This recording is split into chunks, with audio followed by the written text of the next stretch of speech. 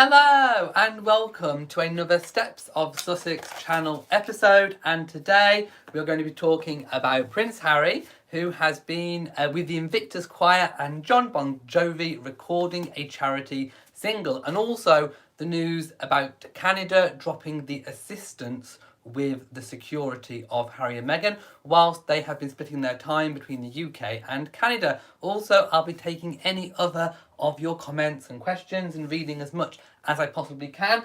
Do remember this is a live chat, so I need to go straight away and find the live chat. So let me just load that up. I hope you've all had a really amazing and wonderful day, and I hope you've really enjoyed all the images and videos coming back from Harry's engagement today with the Invictus Choir and Jon Bon Jovi.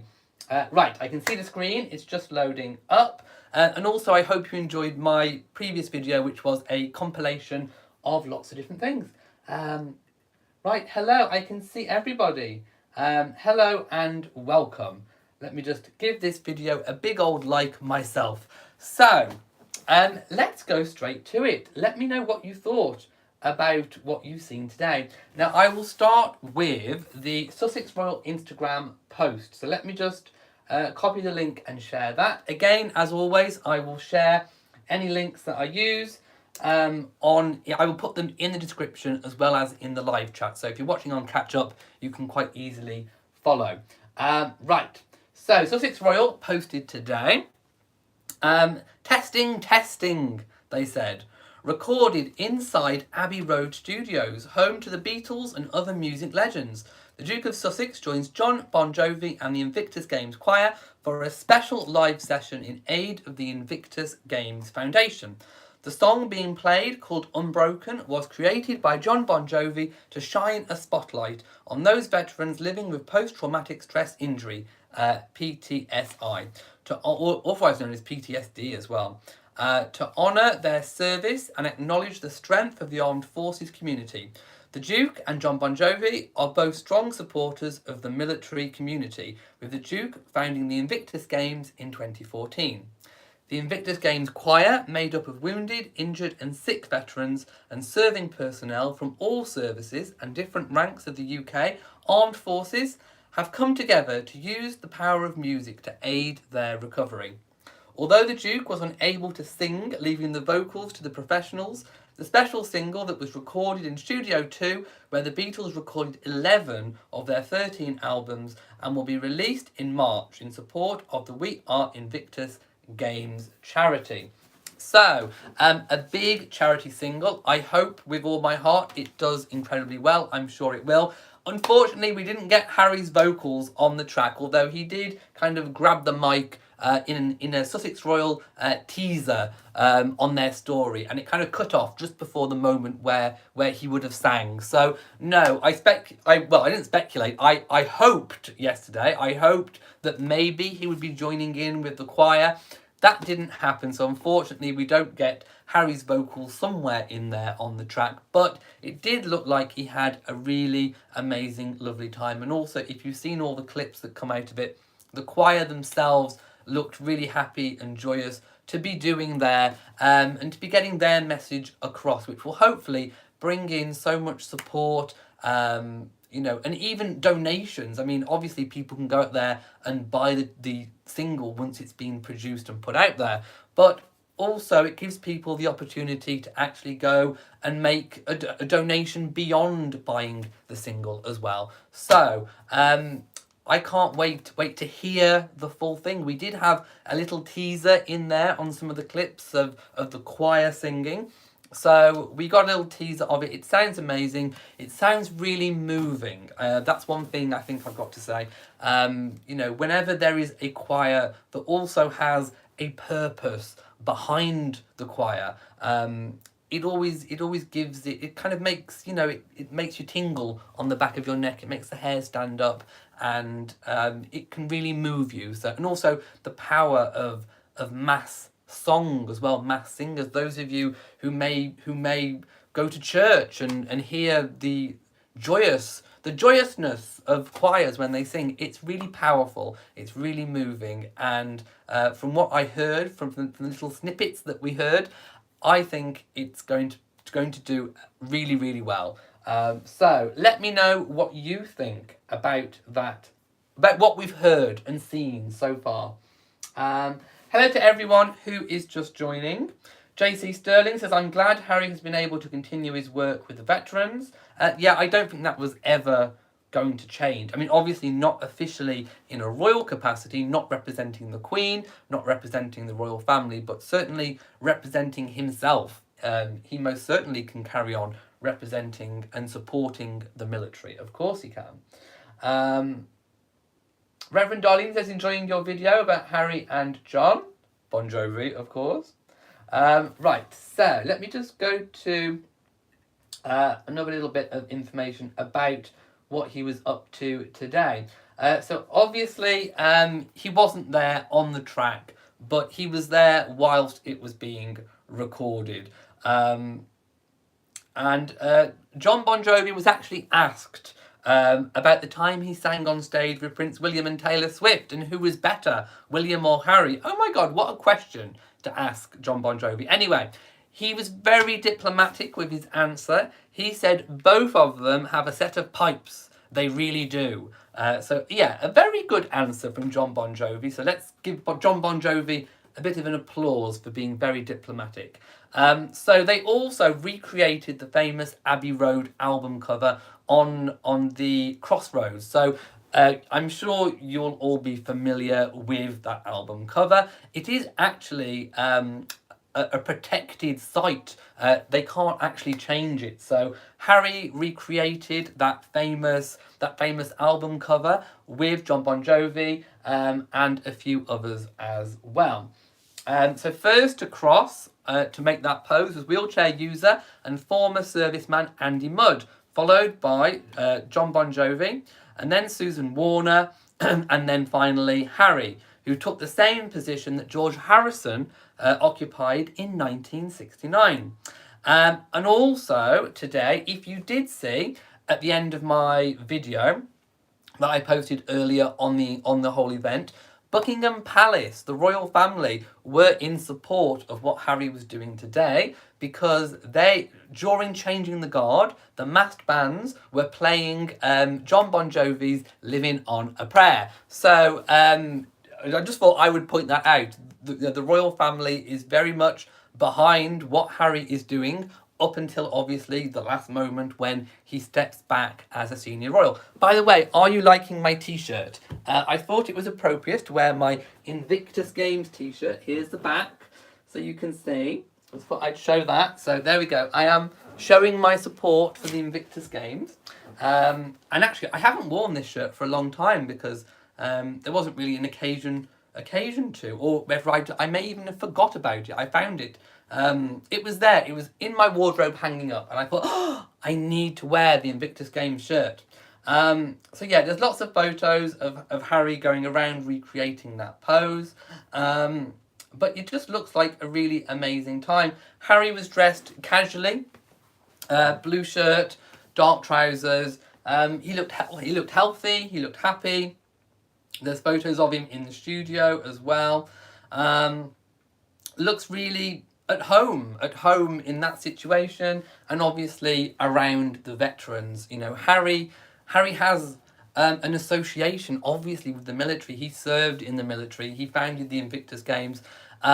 He is very, very well respected by the military. That they view him as one of them because he is one of them. He served alongside them, so he is very, very well respected, as is John Bon Jovi. So this was a perfect combination to come together and make this charity single. Obviously, Harry's status, Harry's fame will help promote this, and will hopefully help to get this to the top of the charts. Who knows? Let's just hope people buy it.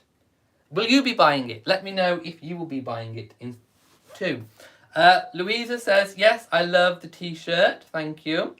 I actually bought this from the Buckingham Palace shop, the official Royal Collection shop. But there is also, you can get them on the Invictus Games website as well. Well, you could at the time that I bought it. So do go and take a look.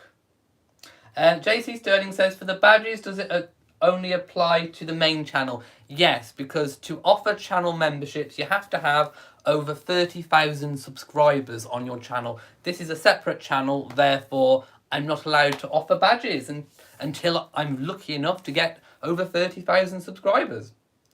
So yeah, if you were confused, this is a different channel. Sandra says, love the shirt, I'm so proud of Harry.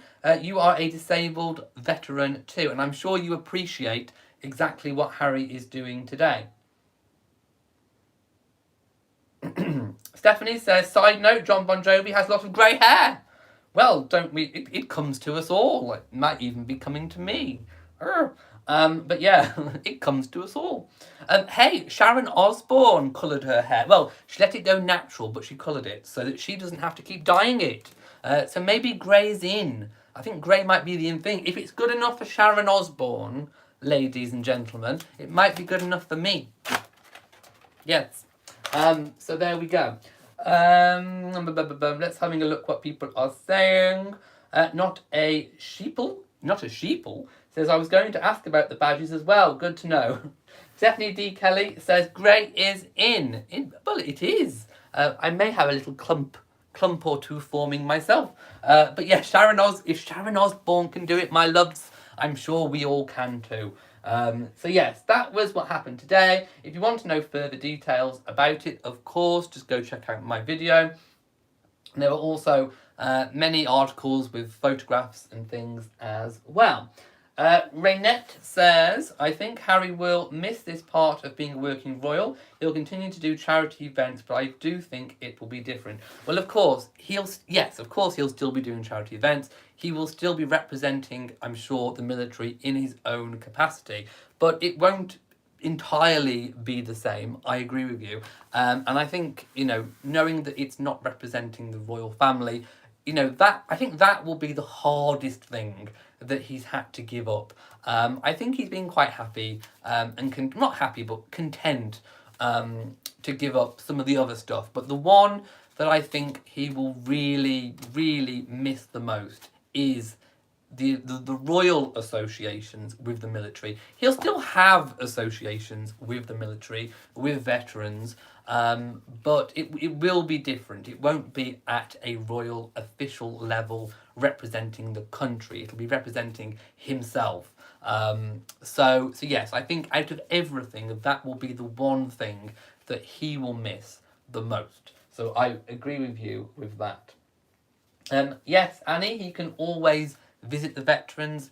He will still be there in a capacity that will be able to help and make a difference and inspire people, just like he's doing now. There's no reason why, for example, he couldn't have done what he's doing now with John Bon Jovi and the Invictus Games had this been post April the 1st. So yes, I'm sure he could continue doing the same type of things. Also, moving on, because I'm conscious of time, there has been a big fuss in the media made of how Harry travelled from, well, obviously he flew over commercial from Canada to the UK, but there's also been a big fuss made about how he travelled from England up to Scotland. Now, it has been reported that it was he went by commercial train, but he booked out an entire first class carriage, reportedly costing over £12,000. Now, as we know, with the royal family, planning is essential. Planning is crucial. They always plan the most effective form of transportation that takes into account time, that takes into account security, and takes into account the environment. All of those things will have been taken into consideration when making or booking that train journey. Obviously, Harry is at an increased risk of being attacked or being victim of something if he is in a carriage where there is any kind of chance where someone else could maybe hop on if the train keeps stopping at different stops. So it would have been a precaution, a security precaution measure to book the entire carriage. So yeah, that cost will have been taken on and will have been put in the usual way to the monarchy and will have been met by the monarchy. But there is. The press are going to make a big fuss of everything. It's not right, it's not okay, and obviously they don't report the fact that considerations are made into how transportation is allocated. It has to be the most appropriate form, it has to be secure, it has to be cost effective, and that would have been costed and reflected in that method of transportation. So I just thought I would point that out too. Margaret says, I'm sorry, since when did we all start having to live our lives by popular vote? Yeah, I mean, I completely agree. Real life is not Big Brother. We don't all have to conform to a public vote, and then if you're not popular, getting chucked out. It doesn't quite work that way. JC Sterling says, I think he can still wear his uniform from when he was enlisted, but not the ones from the titles awarded by the Queen, like the one he took over from Prince Philip. Yes, as a veteran himself, in his own right, he will be allowed, permitted, of course, to wear by right his uniform under which he served under. But any of the royal appointments, I don't think we'll likely see him in them unless he is asked to represent the royal family at a future date. We don't know. Let's have a look.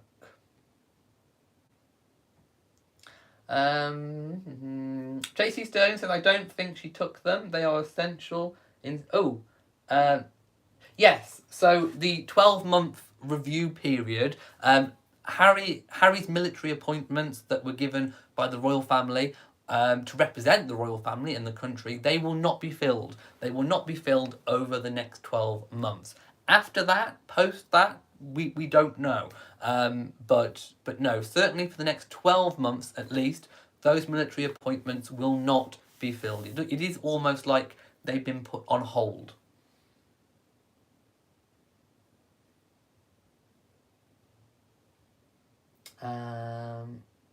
Right, Valerie says, I really don't understand this sourness over Harry and Meghan. And Sambuca says, if something had happened to Harry, then there would be an uproar, people shouting, where's his security? And JC Sterling says, I think it's coming from people who didn't like the royal family in the first place. Right, I'm going to move on to the last and final story of the day. So, this is about Canada. Let's kind of wind back a little bit. So when Harry and Meghan announced that they were going to step back as senior royals, they announced they were going to split their time between the UK and Canada.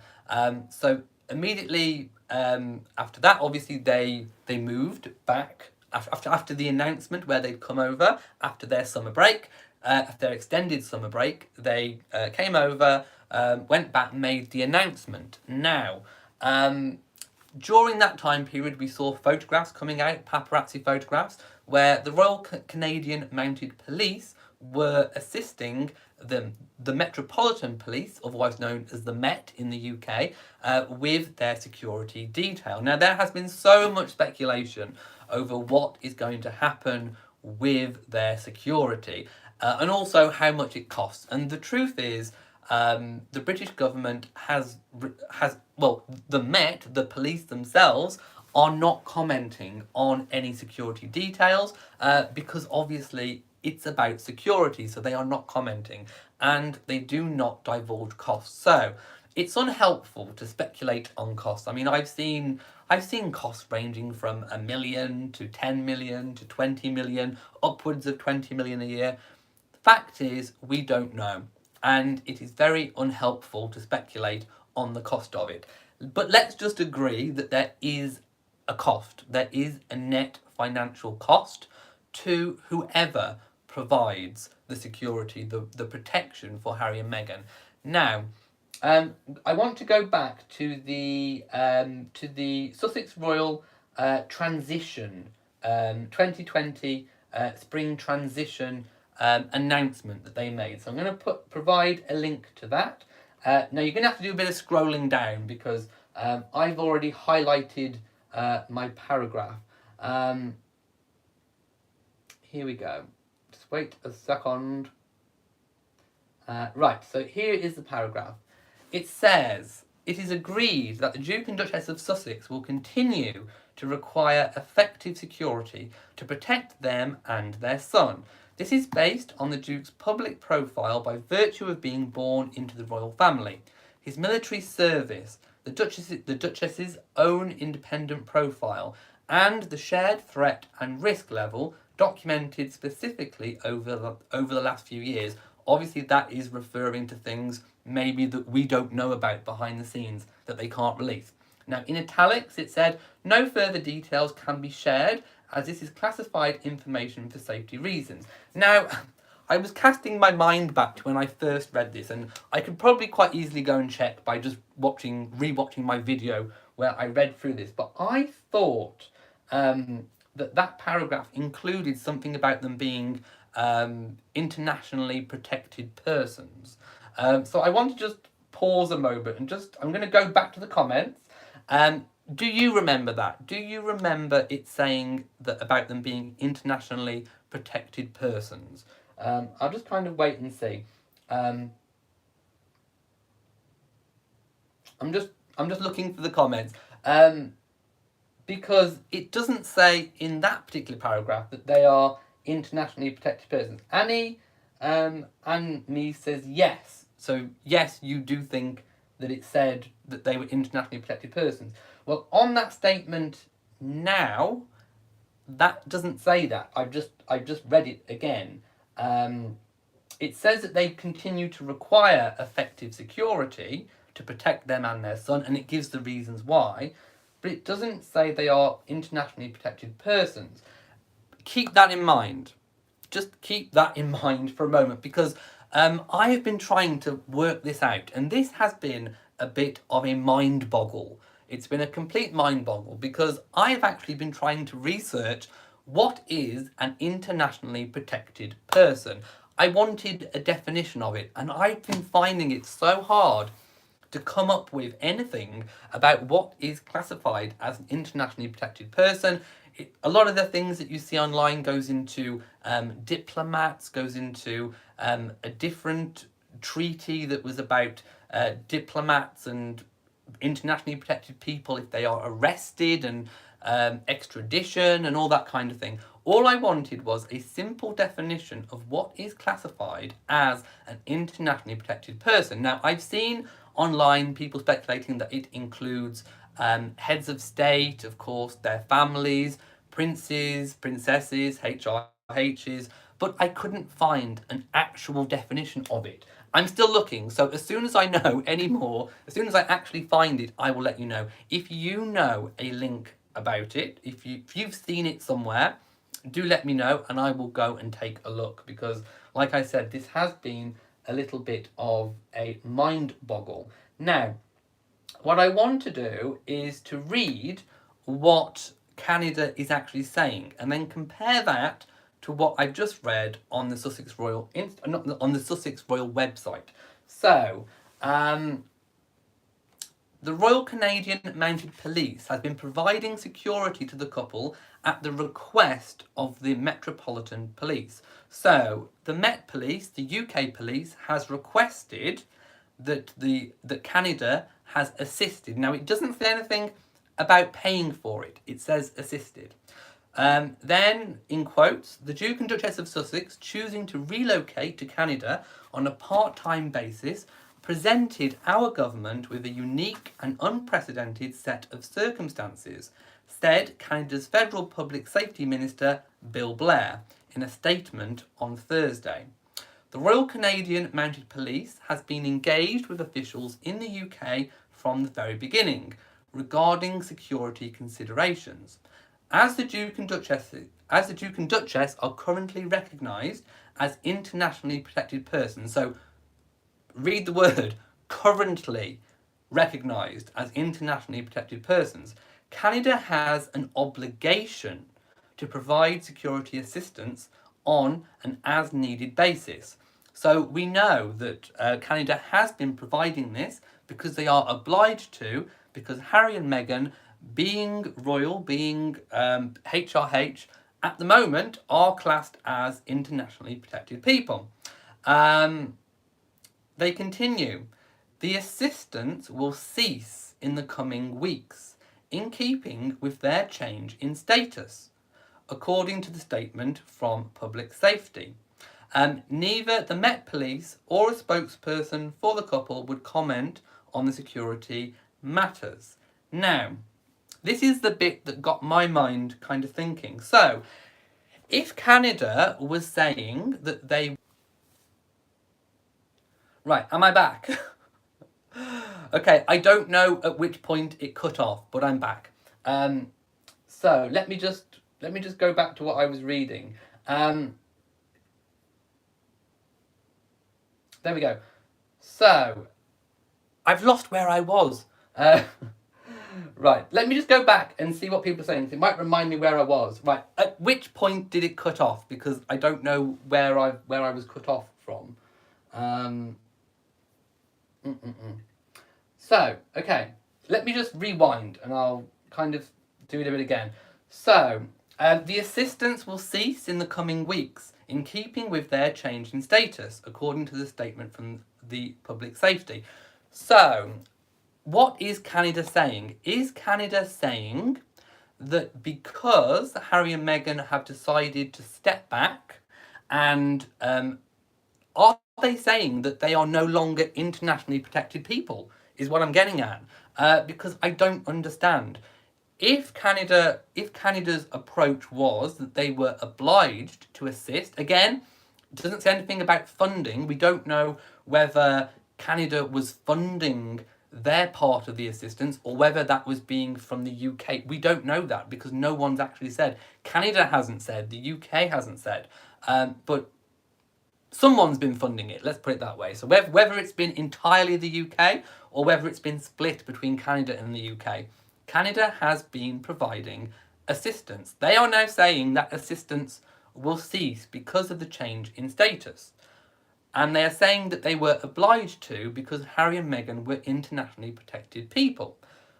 So, are they now saying Harry and Meghan are not internationally protected people? That's what I'm getting at. So, you can see why I was trying to find a piece of information that actually told me what an internationally protected person is. So again, that leads me to the point. Are Harry and Meghan still classified as internationally protected people? According to Canada's response this week, they might not be. And I kind of want to know. I want somebody official. I think it should be the UK, actually. I think it should be the UK that comes out and actually says whether or not Harry and Meghan are internationally protected people and whether there is an obligation for any other nation to assist, whether it be just assist with staff or whether it be assist financially with that, or are the UK government going to fund it themselves because the UK itself recognises that they need protection? At the moment, we don't actually know. And I've seen videos trying to kind of say that they know one way or the other what it's going to be. And when I read what they've got on Sussex Royal, and then when I read the statement that Canada released, it doesn't match up. I need to know if they are internationally protected people or not. And at the moment, it seems like Canada are saying that once that status changes, that they are not, because they would no longer be obliged to assist at the request of the Met. So I just thought I would say that because on that issue, I think, we don't know. So I'm waiting for clarification on that. Like I say, if you find any information somewhere that actually stipulates what an internationally protected person is in writing from somewhere official, do send me that link. Right, I'm going to go up and read what some people are saying. Let's go up. Live, Love and Laugh says we can rack our heads as much as we can, but Harry and his family will get security just because of who they are, period, and no questions asked. Well, I wouldn't say no questions asked, because the UK government and Canada have been obviously asking a lot of questions of each other.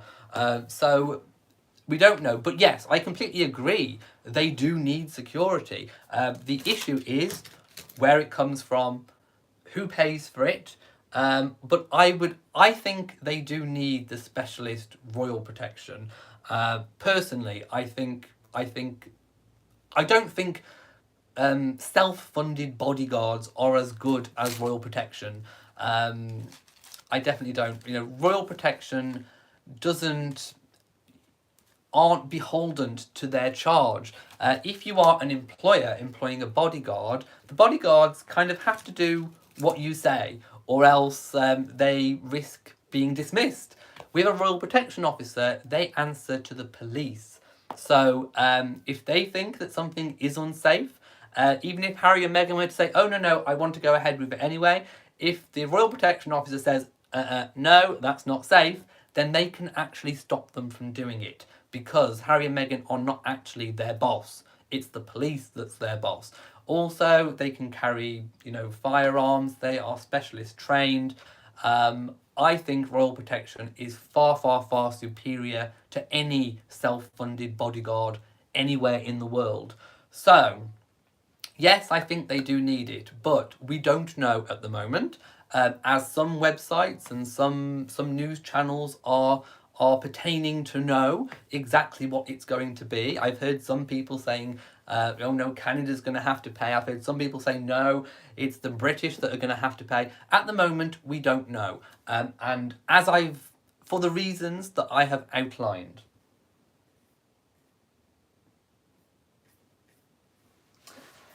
Adrena says there is mention on internationally protected people on the UK government website. I've looked, but I can't see where it gives a definition of who.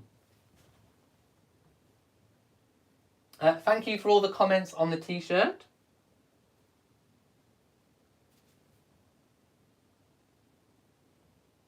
Reverend Darlene says definitely need royal protection. It's up to the Queen. It's kind of not completely up to the Queen. It's up to the government.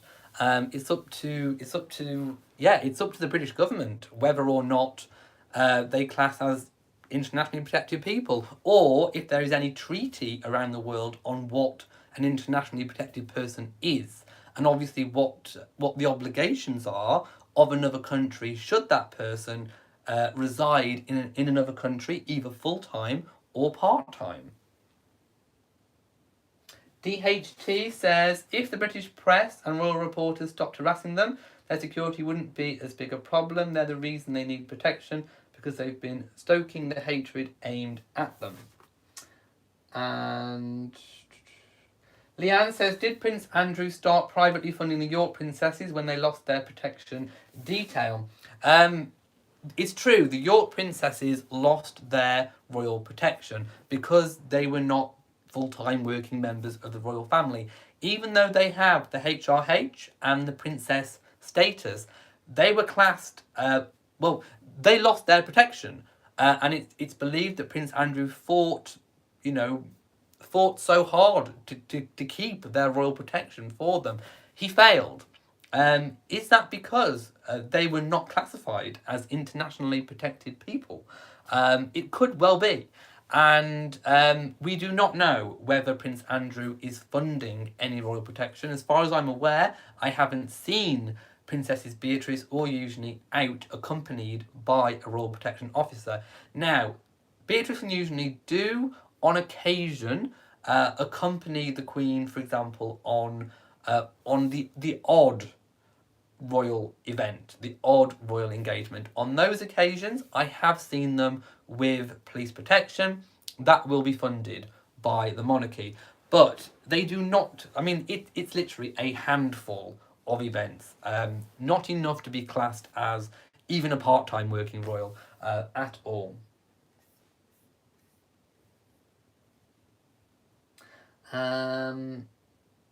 Cookies and Cream says the UK pays for the security of members of Parliament, former Prime Ministers.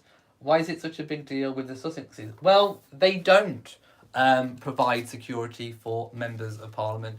They do if you are in a cabinet. If you are in the cabinet office and you are, for example, going somewhere where you may be at risk. But just a few years ago, we had just a regular member of Parliament who was actually assassinated in their hometown because they didn't have any protection.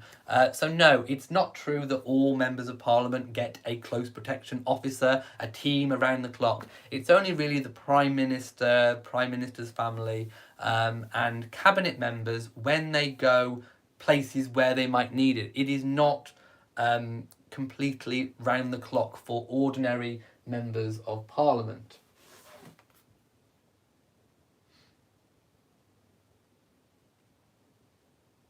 Valerie says the Sussexes will still get security because he's a blood prince as part of the independence. They will be paying for their security.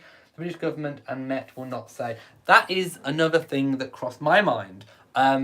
Would they be offered the security, but would they themselves offer to fund it themselves? Because let's not forget, we've also had lots and lots of talk in the media about how much money they could potentially make. I've heard, tens of millions a year, 500 million, I've heard 1 billion. Again, it's not really helpful to speculate on the amount of money that they could potentially make. But suffice to say, it's going to be quite a lot of money. It's going to be enough for them to fund a lifestyle, to fund any charity work they do, to fund their child, and potentially pay for their own security. And I think obviously it's their wish to be financially independent. So I don't think they necessarily themselves want to take the handout from the UK. I think when it's possible for them to do so, I think that they will just offer to pay the costs. But in the short term, they may not be able to. Yes, they are independently wealthy, but I mean, if you believe the upper estimate of 20 million a year, that might not be tenable just yet until they start making the money. So as soon as they start making the money, they may offer to pay that themselves. That could definitely happen. But yes, the governments don't comment on security, so I doubt very much we'll be getting any kind of official information. Right, I think I've covered all my royal stories for today. Obviously, the last part about royal security, it is food for thought, which is why I thought I would point that out, because sometimes the wording of things can be a little bit confusing, can be contradictory. So, in the absence of any actual concrete announcement on it, I just think we need to reflect on that information. So, if you have enjoyed this video, then please give it a big old thumbs up. Don't forget to share on social media, and also do hit the bell so that you know whenever I upload a new video. Also, please do remember to subscribe to the channel. So, from me in Shropshire, mwah to you all, and goodbye.